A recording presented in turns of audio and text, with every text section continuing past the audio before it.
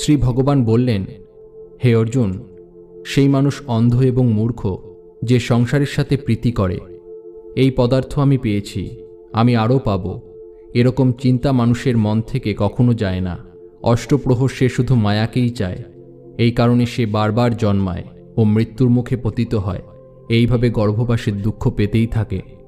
অর্জুন বললেন, হে ভগবান, এই মন মদমত্ত হাতির মতো, তৃষ্ণায়ের শক্তি। মন তো 5 ইন্দ্রিয়ের বশে, এবং কাম, ক্রোধ, লোভ, মোহ এবং অহংকার, এই 5টির মধ্যে অহংকার খুব বলবান। সেই জন্য এমন কোনো প্রক্রিয়া আছে কিনা বলুন, যার দ্বারা মন বশীভূত হয়ে যাবে। ভগবান শ্রীকৃষ্ণ বললেন যে, হে অর্জুন, এই মন নিশ্চয়ই মত্ত হাতির মতো, তৃষ্ণা এর শক্তি এবং মন 5 ইন্দ্রিয়ের বশে, অহংকার এদের মধ্যে শ্রেষ্ঠ। হে পার্থ, হাতি যেমন অঙ্কুশের দ্বারা বশীভূত হয়,